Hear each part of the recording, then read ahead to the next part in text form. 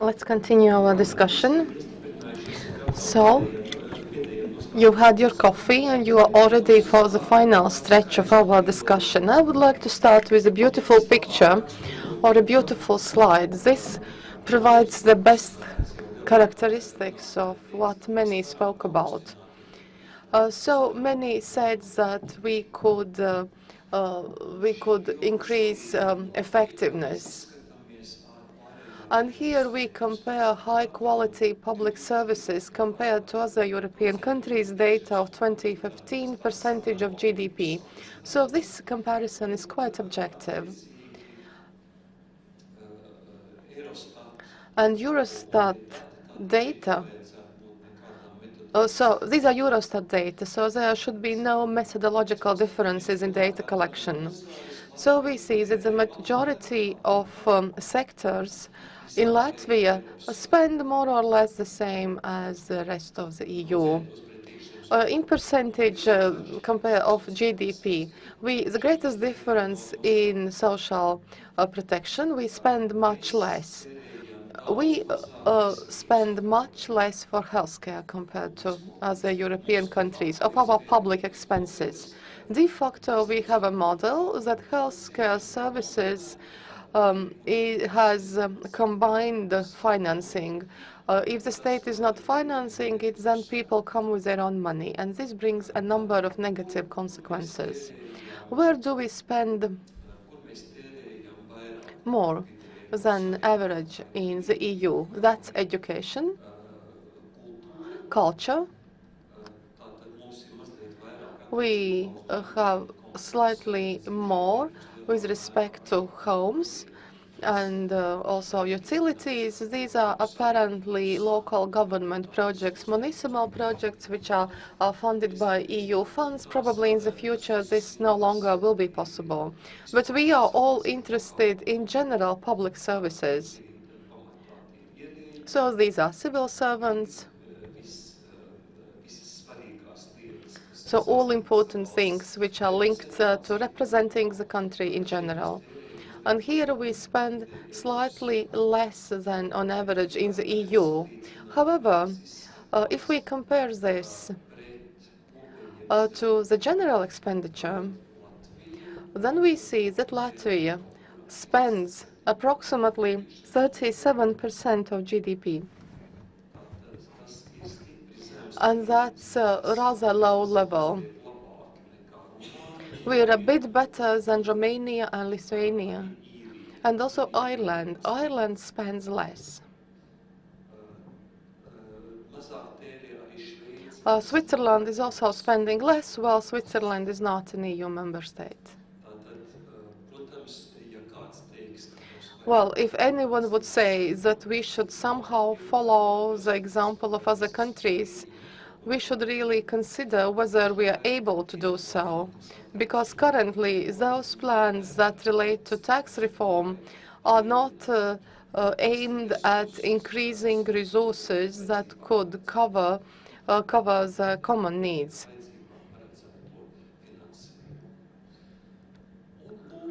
And here you see one sector. This is general, governmental services. And here we see the structure of services. To compare Latvia with other EU countries and EU average. Latvia is here. We have a rather good indicator, approximately 4.5%. However, what are the purposes that we spend this money for? General governmental institutions, this part of the column. That's approximately 3%. That's the president of the state, the parliament, the cabinet, ministries, state revenue service, and similar institutions, which are placed here. Also the Ministry of Foreign Affairs. What pertains to the healthcare, that will be placed in another category. As a part of this column, uh, this these are interest rate payments for for the state debt. We are rather in a comfort zone. This is not too much. Uh, it's approximately 300 million euros. But we know that economic optimism has returned to the world, so we can expect that this sum is going to increase, thinking about interest rates. So apparently we will have to find resources for this. In general, this column is low in Latvia because Latvia lacks any transfers to other level of governments, for example, to municipalities. We have local government equalization fund. The richest local governments pay into the fund and the poorest one receive money from the fund. So we don't have this parameter inside. Fundamental research is a rather small part in this amount. Academy of Sciences and those studies that cannot be attributed to particular sectors of economy.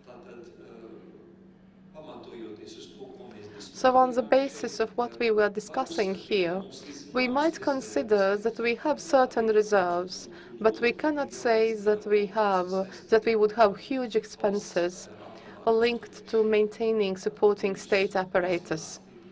To decrease them, well, that would be problematic. We have some reserves, but such decrease could bring consequences. If we decrease number of ministries, then we will have problems with high quality work on spending EU funds. And we know that we have already lagged behind in this before. I understand, well, these some additional slides were given just to support, to help in the concluding discussion. And to try to turn this whole discussion to those matters that would be very important for us. Perhaps any questions from the floor, opinion, comments?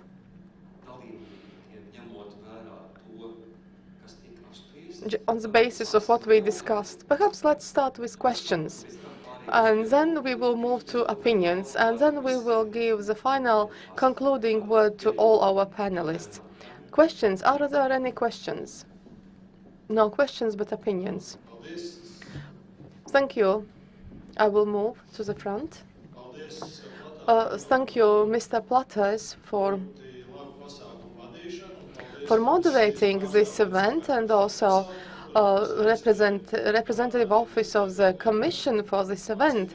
It was an opportunity for us to share opinion and to learn from one another, even if we don't fully support other opinions. But it's always important to listen to other opinions, and I believe that Latvia should do the same.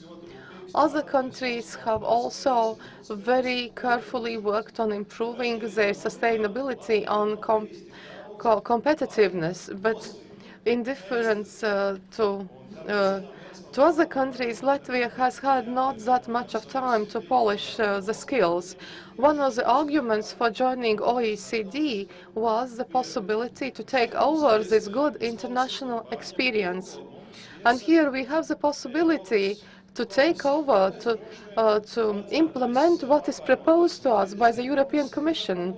So we shouldn't get offended because the European Commission has given us recommendations. Some of the leading politicians in Latvia have done so, but we should listen to this opinion. And I would also like to recall a report by the Social Affairs Committee stating that in order to reach objectives of 2020 of Europe, there's a golden triangle that should be put as the basis of a strategy.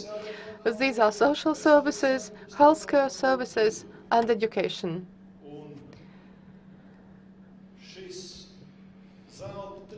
So this golden triangle, in turn, is based upon a very strong pillar, which is called human resources. And therefore, until those employees who, together with entrepreneurs and politicians, if these people are not in the focus of our attention, then those aims won't be reached. And speaking very specifically about healthcare, we should look at the report of the European Commission on Latvia, also into recommendations to Latvia, and also the studies and the findings of the World Bank. And namely, one of the main problems in Latvian healthcare currently is both low level of funding for the sector in general, and Mr. Platais already spoke about it, but also lack of employees, which is caused by unfoundedly low level of remuneration. And that is why we should urgently find funding for the sector in general. We should make salaries competitive to stop people leaving the sector and leaving the country. Otherwise, we will continue losing 17 people per day and even more, only because of inappropriately funded and inappropriately accessible healthcare system. As one of the speakers today said, if I'm not mistaken, it was Mr. Menziņš. We were not losing people due to warfare like in Ukraine, but over the last years we have lost more people than Ukraine, which is in war. We lose 17 persons per day and 6,500 persons annually only because healthcare is not appropriately funded.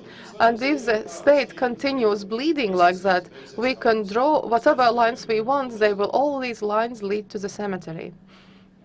Thank you. Thank you very much. Next opinion.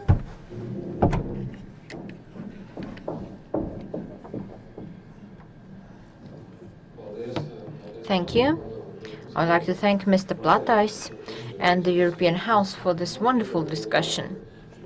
My opinion is as follows. This discussion would have been even more productive if we were to introduce another platform, the perception and the statistics of the shadow economy. And I will give a very brief example about statistics and perception, because I agree that subjectively and from a point of view of statistics, we need to increase the level of financing, because the industry spends 50% of the public financing, and this proportion is not fair to the European countries. But the question of wages is the prerogative of the director of the management, and they establish the structure. This is not a question of society. It's a question of healthcare institutions. If we look at official statistics, then Riga Stradiņš University Hospital's nurses' wages are among the 30 top % of the stable wages in our countries. So according to official statistics, there shouldn't be a demand, but perception-wise, there is, though they feel underappreciated. But we need to understand how much can we increase based on the perception and based on the statistics. And we need to look at shadow economy and the difference of taxes in two tax regimes. We as experts need to be able to assess the situation. Otherwise, we will make another mistake and we will hurt someone whom we shouldn't hurt, and we will do something that shouldn't be done. Thank you very much for this discussion. It was very nice. Thank you. Thank you. Any more comments or opinions, Mr. Putja? Yes, indeed.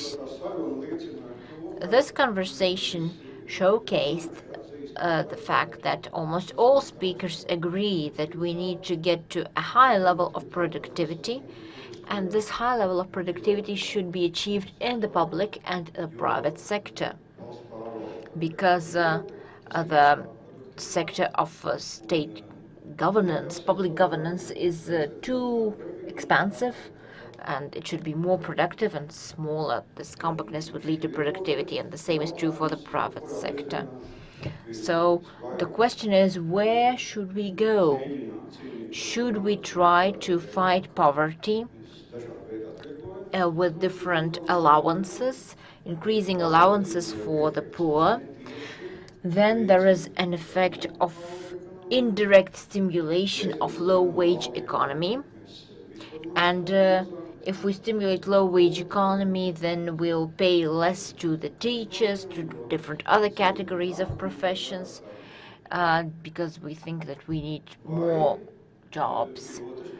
But there is another tool, raising the minimum wage and supporting productivity in the industries and supporting the industries with higher wages. And I think there is no equilibrium reached, and we're not making steps to improve the situation. The economic crisis in Latvia began before the world economic crisis. It began when we had the perception of too substantial inflation. The inflation was at the same rate as the wage raises. If we had a perfect market, then the prices and the wages would have been at the level. And there was a discrepancy, and a fundamental mistake was made, turned a trend to limit the internal market, and we achieved this prior to the crisis, and then there was a world crisis, and we had a world record with the intensity of our crisis. Now we see the social inequality. What do we need to stimulate? We need to stimulate a more productive public governance and a more productive private sector, and a greater progressivity will not stimulate that. Perhaps we need to think about stimulating productive entrepreneurship, entrepreneurs who have fewer jobs and not more, and think about new methods for Latvia. And I think the major drawback of this reform is here, because we are just putting patches on the holes in the economy. And we are thinking, oh, we need to solve this problem. Well, let's add another tax. But that is not the solution. Thank you. Now, word is given to Mr. Pimenovs. Thank you. I would like to voice my opinion. Just about this slide, I would like to draw your attention to these figures. It's very interesting. I think that there are some imprecisions, because the position called economic activity in Latvia practically coincides with the European average. And the real figures were different. I saw these statistics. The economic activity was even stronger than the EU average in 2015. And all these positions can be decoded. Economic activity includes such things that we did not expect. For example, the renovation of the facade of a ministry building. This was classified as economic activity. So the question is, what do we do?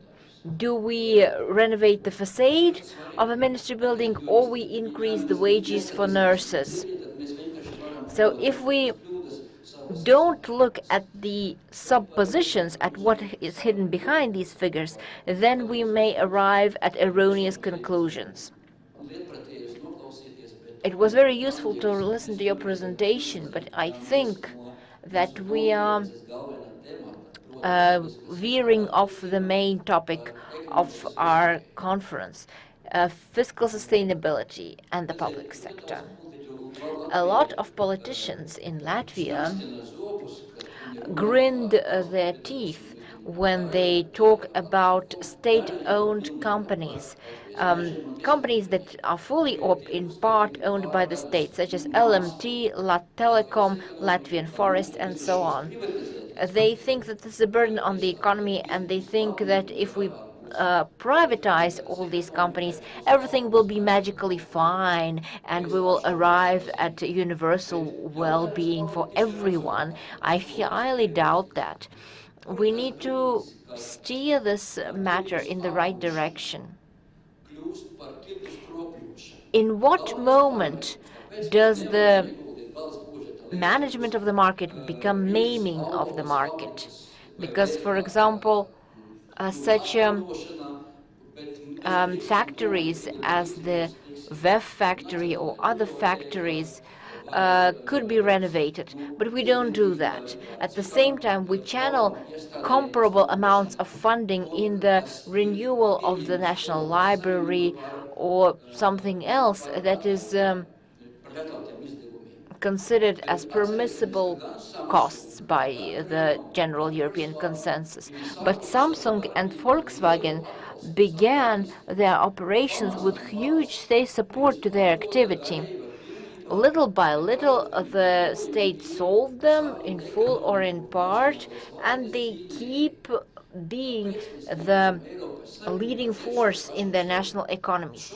Why cannot we go the same way? And I haven't heard any serious discussion on this topic. Perhaps you, as people who are very involved in this process, have other answers and other opinions, but in my opinion we need to discuss this more, and I would like to wish us all more profound discussions of this problem. Thank you. Thank you for this question. I will try to answer before we move on to the comments and questions. In 2015, Latvia was impacted by a smaller amount of EU funding. This was one of the years when the influence of the funds was lower. So our previous economic activity had higher indicators than 2015. Data for 2015 is fairly recent. It was only published in the end of 2016. That's the time Eurostat needs to gather all this information.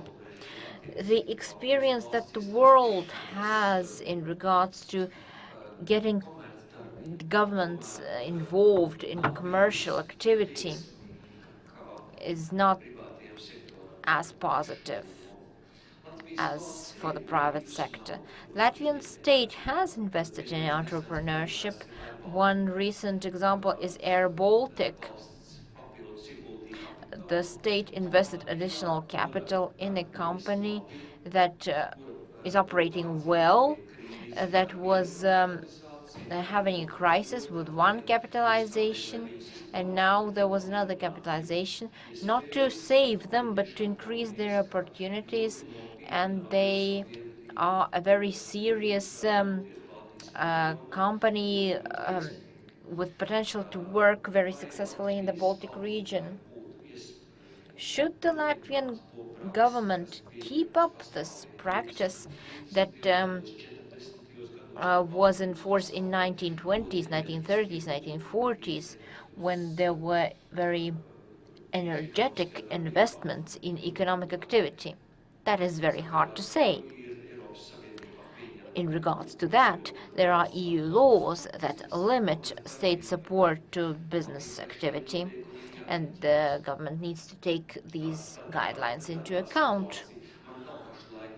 Right now, I myself have no in-depth research pending on this topic, but I think that the state can do a lot in order to alleviate the situation for the business, in order to help the business to develop.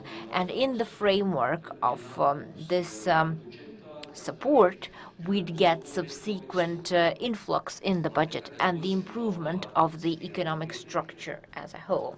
Now I'll give the floor to other participants. Andris Priekos, principal of the Riga Central Gymnasium. I have a few comments. Firstly, the responsibility of the public sector for sustainability in regards to education. If there are guidelines or regulations stipulated what the education sector has to reach as a whole, then there's something to strive for. But there are no such guidelines and no such regulations. Perhaps something should be created. And moreover, if an institution is going to aim for something, they're going to need motivation. This can be done through the wages system. Right now, no school has motivation to do something above average. Even a bad school, a school performing poorly, has no motivation to work better because there's no incentive, there are no benefits from working better. That's one thing. The other thing, how can we become involved? Fewer regulations and more guidelines. I think the European Commission is a great example. You have recommendations and not stipulations, because people like sort of a free range framework. They need to have a certain freedom to decide. And this liberty is very empowering. And there are a lot of people who can tick off the boxes and do things on time. But people who actually work in the institutions don't always agree with centralized regulations. And if they don't agree, they don't work with the expected quality and openness. So there has to be some sort of freedom and leeway. And as regards overall development of the economy, my own inner conviction is closely linked to the example of Singapore economy, and this is something I refer to frequently in discussions with the pupils at my school. I think that the participation of citizens is the key issue of economy, and in order to participate, you need to have inner motivation. If we have people who are just getting paid by the hour, they will have no interest. They will just be looking for other people who pay more by the other, or they will try to work less during these hours.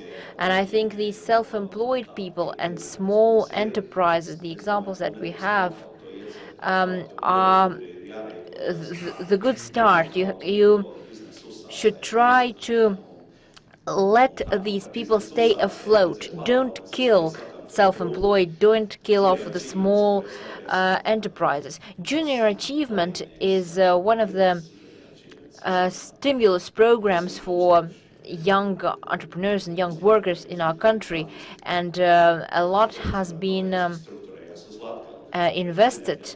I cannot tell you by the region, but there has been a lot invested, and the amount of investment in this program, however, is not comparable with the profits of large companies. And nothing is being invested in the education and development of human capital in companies.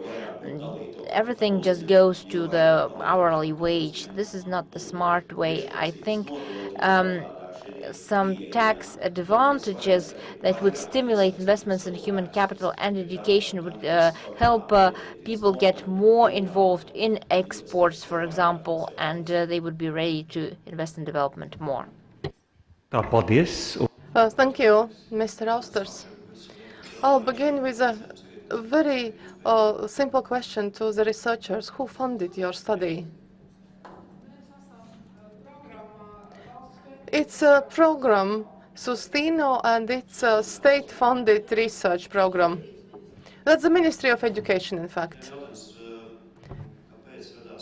It's a question.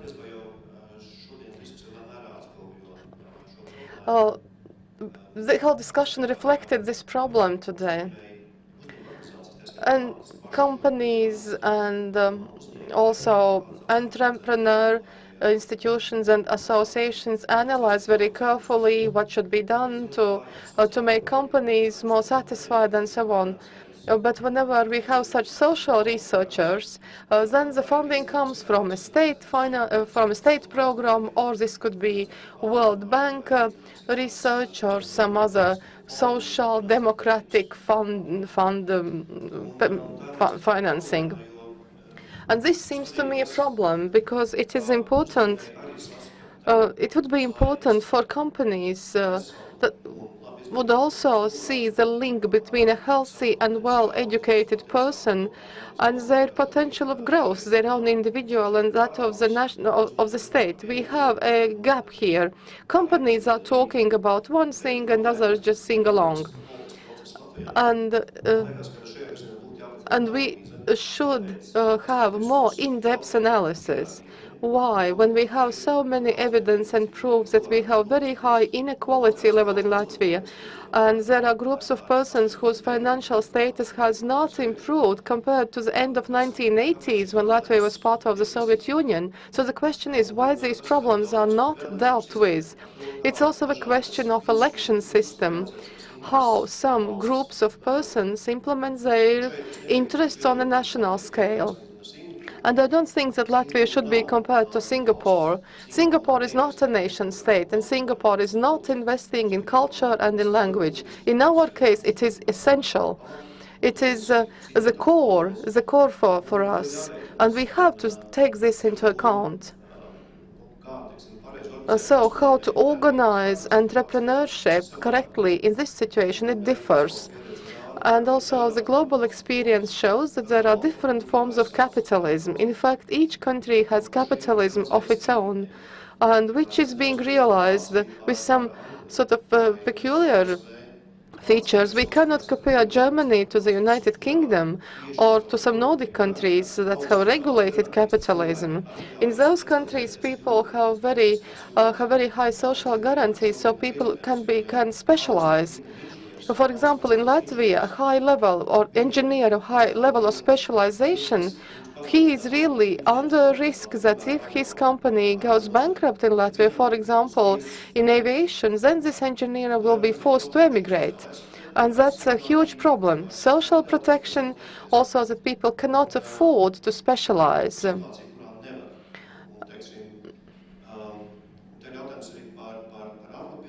And this is also a question of trade unions. I was very happy to listen to trade unions because you are not heard in the public space, of course. But the question is, what are you representing? The interests of your members or the interests of whole of the workers? And so this is a question why we do not see political mobilization, but we see that just people leave the country. So it's also a challenge for your activities. Thank you, Mr. Auslers. A very brief comment by Mr. Morten Hansen, please. The floor is. Thank you. I hope it's okay. I say a little bit in English. I would like to mention three things. Very interesting discussion today also. First, about the grey economy. Of course, we should do something about the grey economy, and so many of you have been mentioning it. It's only fair to do something about it. It's fair to those companies that actually operate in the not grey economy, and it'll be good for the state budget and for all of us. But I'm also sad to hear us talk about the grey economy, because when I came here, that was 1994, and then people also discussed the grey economy, and now it's almost a quarter of a century since, and we haven't really come to a conclusion. The second part that I would like to mention, that was Ms. Bella's presentation. Many interesting slides, but there was especially one that I noticed, and it's also something that's been on my mind for a long time, for many years. So you had this discrepancy between, on the one hand, perceptions in the EU in general on sort of social support. That was, in general, people are satisfied. In Latvia, not satisfied at all. Okay. Then the other big discrepancy in the very same slide was on taxes being paid. Latvians, again, very dissatisfied, and obviously about paying too much. So we have a country where people perceive that they get too low services, but at the same time they pay too much in taxes. I think there's a communication problem somewhere, right? And I cannot solve it. I also see these nice posters very often around the city that says this is how the government budget is being spent, but it doesn't seem to affect people. Perhaps we are too cynical or so. And the last thing is this about productivity, and we should increase. Of course we should. I mean, it's what it's all about. It's about potential for growth for the economy, but we shouldn't really talk about increasing productivity. We should talk about how to do it. And there's so many ways to do it, but I'm also a little bit struck by this here that advice for free comes from the European Commission, and we saw there early on that, okay, partly fulfilled and so on, but, why not work perhaps from government side a little bit faster on that? It's not the whole thing to improve productivity, but some of it will definitely do it, and this comes for free from the European Commission. Thanks a lot. Okay, thanks much, Morten. Un tagad And now, okay, the very last comment from the floor, or a question, but please be brief. Zintra Tripane from the State Audit. During the last year, we have had lots of discussions about budgeting process, and we encounter different opinions. And one of the things which we heard also today, and we are concerned about, is where to get the money, and why something should or should not be funded from loan. So my question would be to the participants.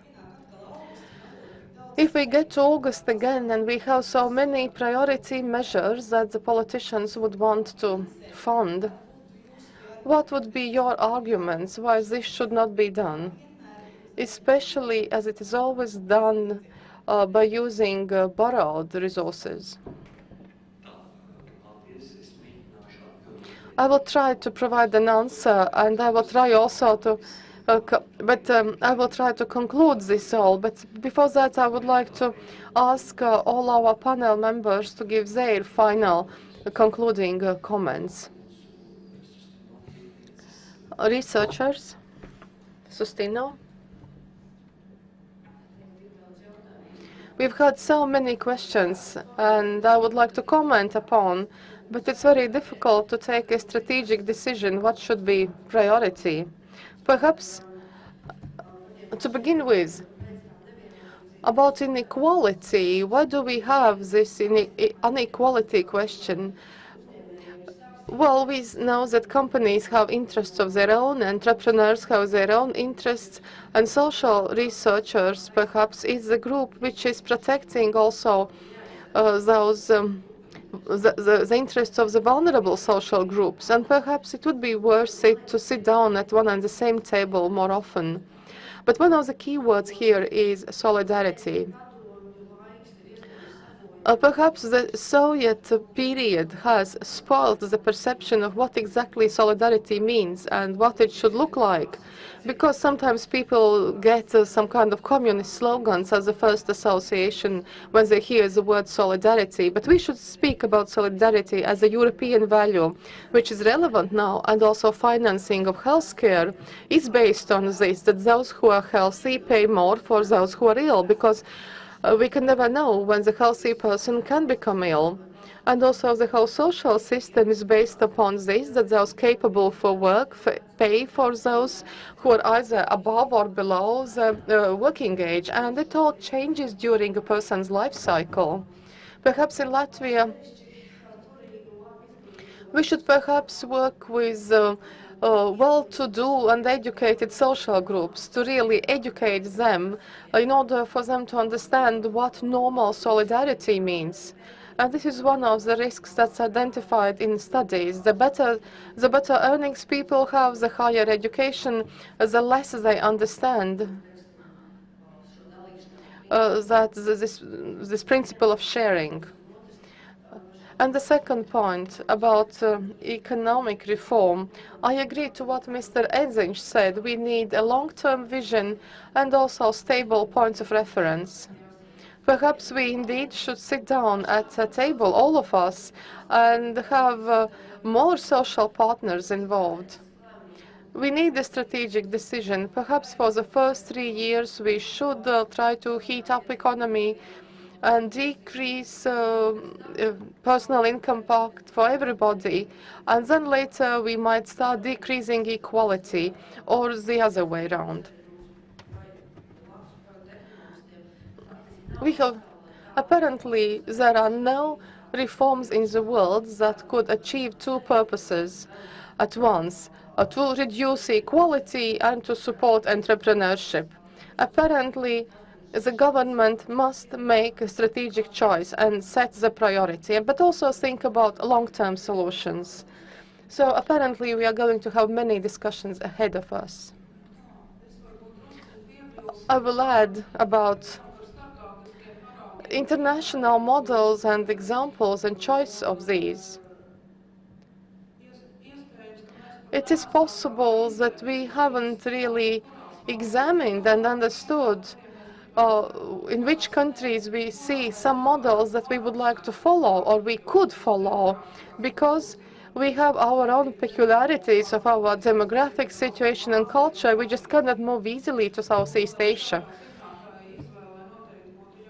And so this choice definitely should be better, we should provide better arguments for our choice. And we must understand that we are closer to Northern Europe, and probably, perhaps we should look at it into this direction.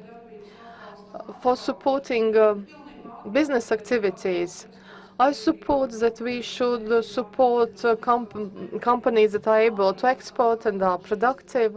And now, but we have, in our research, met some companies in more distant regions that work in research-intensive companies, and they could expand perhaps, but they are not interested in doing that. And partly because of all kinds of bureaucratic procedures and difficulties, and these should be simplified. I have not met people who would say they don't want to pay taxes or we are unable to pay taxes, but people are worried about lack of clarity and bureaucratic procedures. And thank you for the discussion. It was very useful.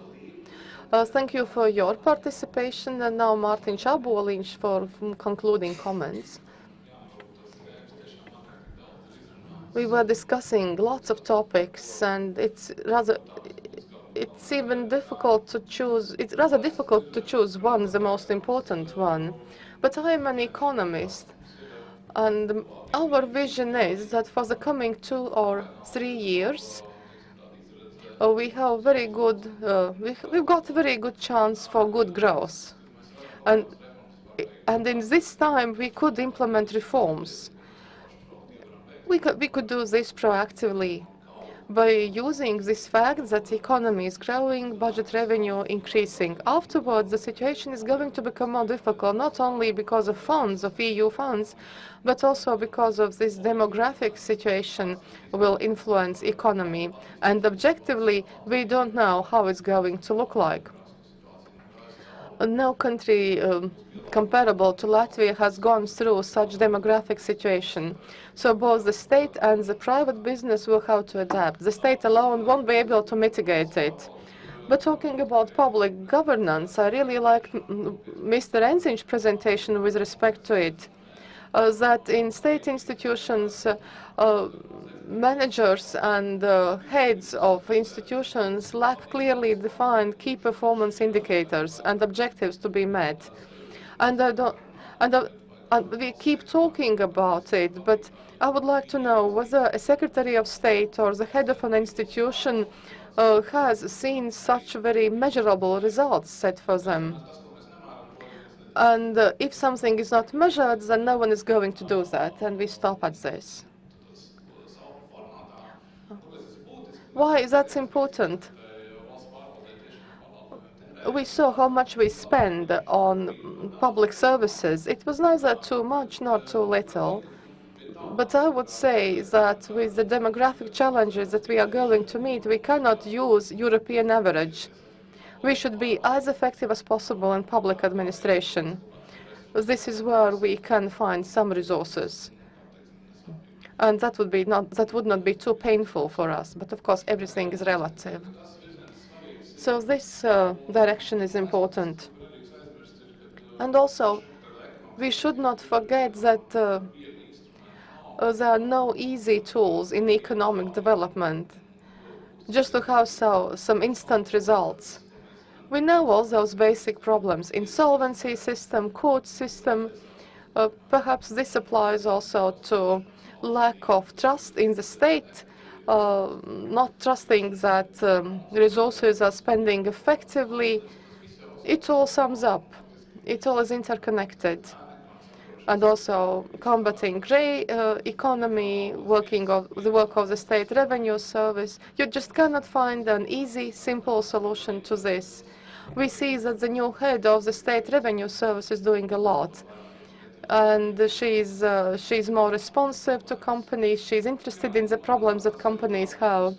So my feeling is that we have 2 to 3 years to do something seriously in terms of reforms. But unless we do that, later on, we have no idea what's going to happen. But it's very difficult to imagine that those will be happy and pleasant years for us. Thank you. And now Mr. Enziņš. Šeit tik pieminēta Several things have been mentioned, including the story of Singapore, the Singapore book, which describes the growth of Singapore from a third world country to what it is now. And we published it jointly with the business school Turība. We brought these new translated editions as presents to all the MPs so that we could educate them on this subject. I have already said during my presentation that first and foremost we need to focus, and this echoes the Singapore story as well. I've been on a visit to Singapore, and me and my colleagues asked how this economic feat was done. We got the answer. We did it by focusing. I think that's the key. We should focus, we should work. And this is largely the step that we decide to take. Are we going to spend hours discussing the economic breakthrough? That we need to give a new energy boost to the Latvian national economy? But first we need to earn the money to redistribute it. Or we are going to focus on justly distributing this money. We have to justly distribute it, but we have to focus primarily on earning this money for the country. So earn first, distribute later. And as regards the shadow economy, I could analyze that as well. The share of shadow economy in Latvia is multifold. One of the issues is something I've already mentioned: low productivity.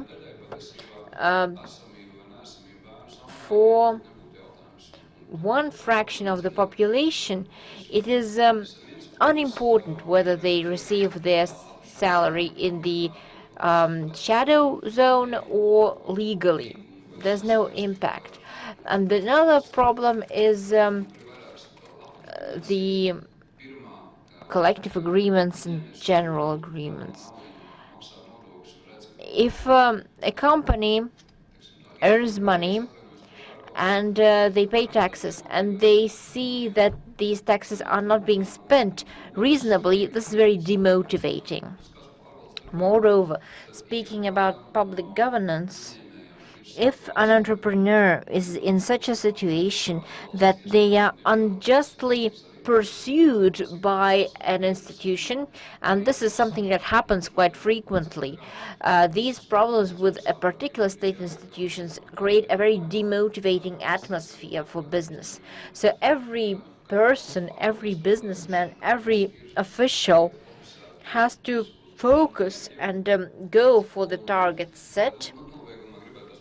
In the end, I would like to give a more positive comment, regardless of what I've said before. On the 9th of August 2016, we signed an agreement with the Prime Minister, Latvian Chamber of Industry of Commerce, Latvian Confederation of Employers, Latvian Academy of Sciences, Latvian Union of Municipalities, and the trade unions almost signed it. In the end, they decided against it. And this document listed 4 things that are already being implemented. I hope that when they are finally implemented, we'll get to a greater level of well-being for everyone. The main vector is maximum focus on getting to an average wage of 1,000 euro net, and we can only do that by raising export and productivity. Second direction, reforms in the public governance, so that following the Singapore example, we can find the best of the managers, not the managers that we can get, but the best managers that there are. That's the meritocracy approach of Singapore, and we give more freedom to these directors. Third, we have to carefully examine the target indicators for institutions, from the leading management to every employee.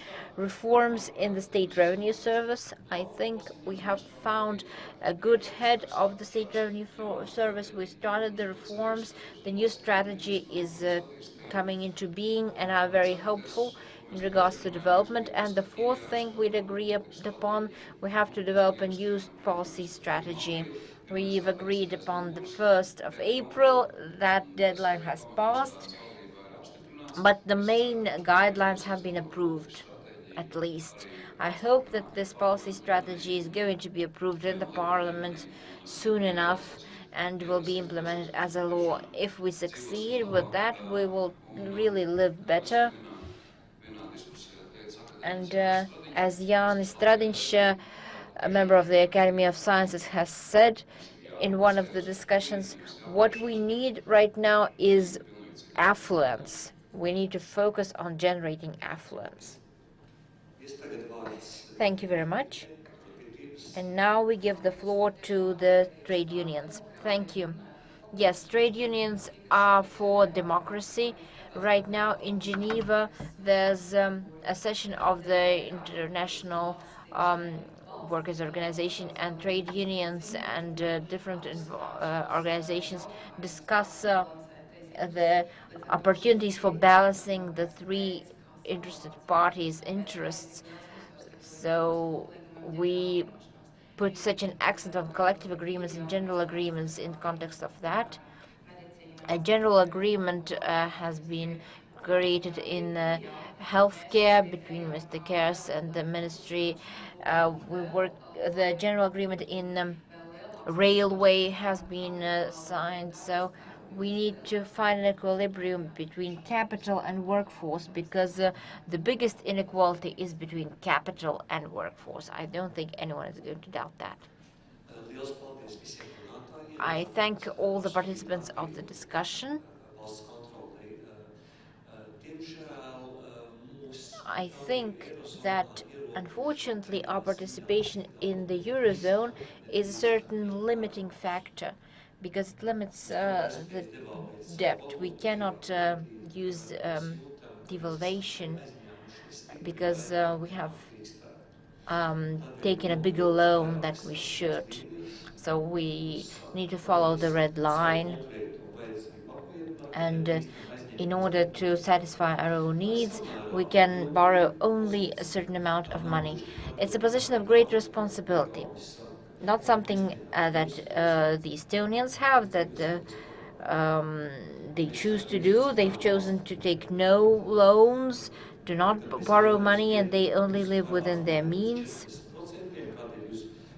And here we have different examples. Other countries say that they need to keep the debt at 20% level, because this is the level that would enable them to survive 2 successive crises. And There are different standpoints here, especially if the country chooses to walk the road of rapid development. You need to be very mindful. I'm very grateful to the European House for the opportunity to have this discussion. I thank all the speakers. We've heard many different opinions. I understand that there is no absolute truth, and the result is somewhere in the middle. But we all need to do something to decrease poverty. We need to do something to improve the economy. We need to separate the things that can be done fast, cheap, and efficiently from the rest. Unfortunately, there are few things that can be done fast, cheap, and efficiently in Latvia. We have a lot of different considerations to mind, but I don't know anyone who would say that income should be decreased and expenditure should be increased. Fortunately, no one has such an idea, so we are all fiscally responsible, and I think we should continue in the same direction.